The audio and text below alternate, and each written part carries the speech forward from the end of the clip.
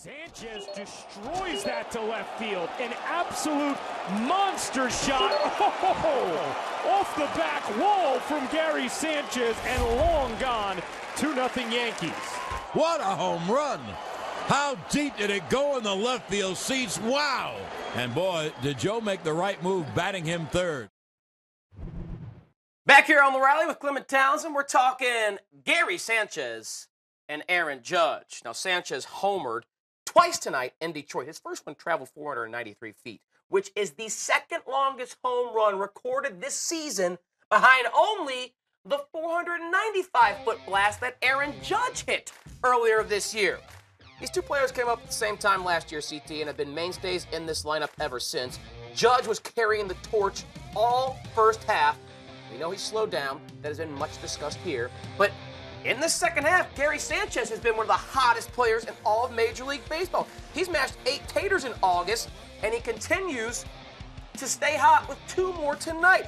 Has he become the more important piece to the Yankees lineup and their future in the second half of the season? It's pretty crazy. We had the numbers on the screen. They have played close to the same amount of games. Sanchez, a few more home runs, more RBIs. The WAR was exactly the same at 5.7. So the offensive production is about the same. As hot as Aaron Judge has been, and when you think of Judge, you think of those tape measure shots that Judge hits and what he does in batting practice. But Sanchez showed too today, as Tyler just mentioned, 493-foot bomb. He has some power as well. But who's more important? I would actually say that Sanchez is more important because he plays the catcher position. Sanchez has really struggled defensively. The manager, Joe Girardi, has been very critical of Sanchez behind the plate. So if Sanchez can ever get his defense together and his pitch framing, he could mean so much to the New York Yankees. And look at the power that he gets